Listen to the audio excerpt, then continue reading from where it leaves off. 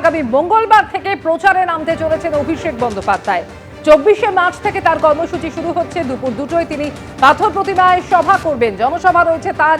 আর এরপর 25শে মার্চ তার পরপর কর্মসূচি রয়েছে। প্রথমে বেলা 12টায় দাসপুরে অভিষেক বন্দ্যোপাধ্যায় জনসভা রয়েছে এবং ওই একই দিনে দুপুর 1টার সময় কেশিয়ারি ও নারায়ণগড়ে রয়েছে তার জনসভা।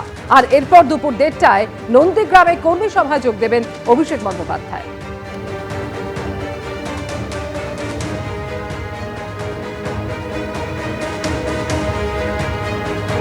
আর অভিষেক বন্দ্যোপাধ্যায়ের এই প্রচার কর্মসূচি নিয়ে শুভেন্দু অধিকারী গতকাল কি বলেছিলেন শুনুন। যে ভাইটিকে প্রার্থী করেছে ওই ভাইটির নন্দীগ্রাম আন্দোলনে কোনো কোথাও ভূমিকা ছিল? ওই ভাইটি কি নন্দীগ্রামের 5 জন শহীদ পরিবার, 2 জন অত্যাচারিত রমণীর নাম বলতে পারবে? আমি তো নন্দীগ্রামের জন্য 42টা মামলা খেয়েছি সিপিএম এর সময়। তো নন্দীগ্রামের লোককে কেন আন্ডার এস্টিমেট করছেন? মমতা ব্যানার্জি ক্রেডিট নিতে গেছিল, মমতা ব্যানার্জিকে রিফিউজ করেছে যে নন্দীগ্রাম, তারপরেও আমাকে আরো পরীক্ষা দিতে হবে বা নন্দীগ্রামের মানুষকে পরীক্ষা দিতে হবে? ডেমোক্রেসিতে মাল্টিপল নাম্বার অফ পার্টিস দাঁড়ায়, বহুদলীয় গণতন্ত্র।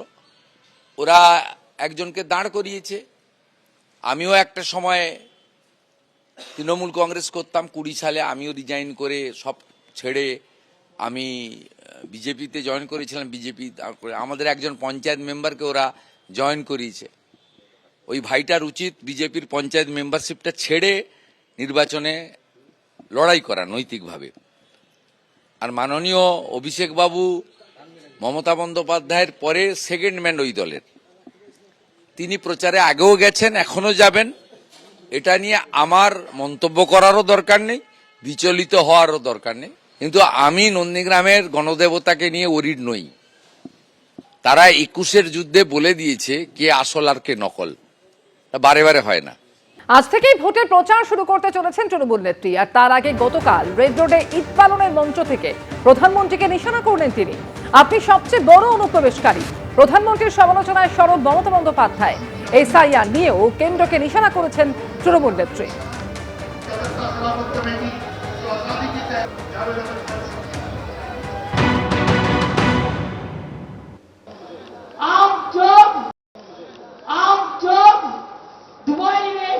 दुबई लोग हमारा दोस्त है इंडिया का।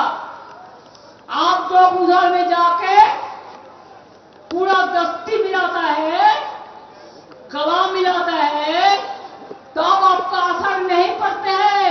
वो हिंदू ना मुसलमान है, और इंडिया आके आप भूल जाता है। आप बोलते हैं इसको नाम कर दो, उसको नाम कर दो, ये सब इन्फिल्ट्रेटर है। मैं तो कहेंगे आप सबसे बड़ा इन्फिल्ट्रेटर है।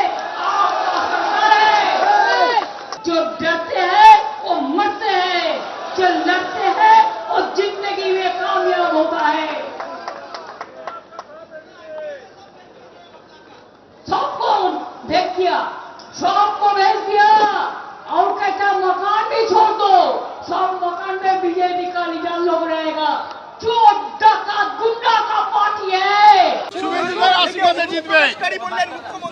মাথা ঠিক নেই। হেমন্ত সোরেনের সাহায্য নিয়ে রাঁচি যাওয়া উচিত। এবিপি আনন্দ এগিয়ে থাকে, এগিয়ে রাখে।